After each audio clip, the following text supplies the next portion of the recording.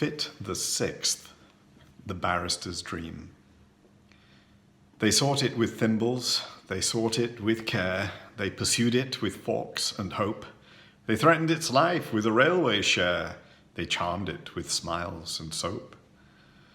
But the barrister, weary of proving in vain that the beaver's lace-making was wrong, fell asleep, and in dreams saw the creature quite plain that his fancy had dwelt on so long. He dreamed that he stood in a shadowy court where the Snark, with a glass in its eye, dressed in gown, bands and wig, was defending a pig on the charge of deserting its sty. The witnesses proved without error or flaw that the sty was deserted when found, and the judge kept explaining the state of the law in a soft undercurrent of sound. The indictment had never been clearly expressed, and it seemed that the Snark had begun and had spoken 3 hours before anyone guessed what the pig was supposed to have done. The jury had each formed a different view long before the indictment was read, and they all spoke at once, so that none of them knew one word that the others had said. "You must know," said the judge, but the Snark exclaimed, "That statute is obsolete quite." "Let me tell you, my friends, the whole question depends on an ancient manorial right.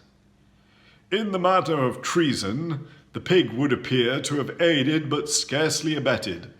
While the charge of insolvency fails, it is clear, if you grant the plea never indebted.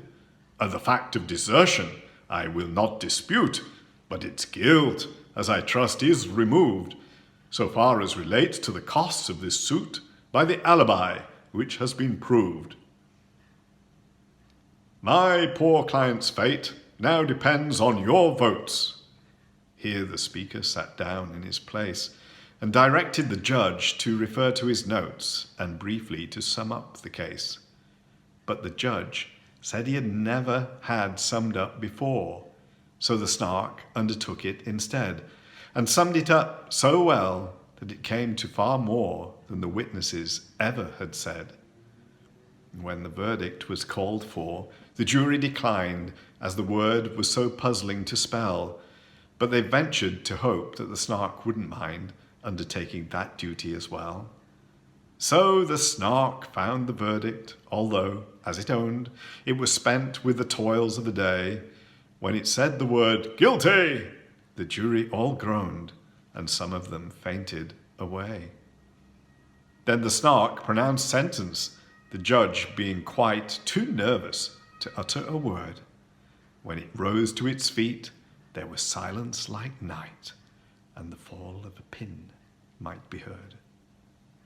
"Transportation for life," was the sentence it gave, "and then to be fined £40. The jury all cheered, though the judge said he feared that the phrase was not legally sound. But their wild exultation was suddenly checked when the jailer informed them with tears such a sentence would have not the slightest effect, as the pig had been dead for some years.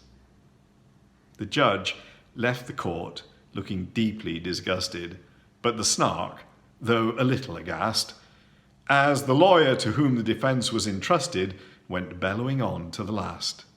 Thus the barrister dreamed, while the bellowing seemed to grow every moment more clear, till he woke to the knell of a furious bell, which the bellman rang close at his ear.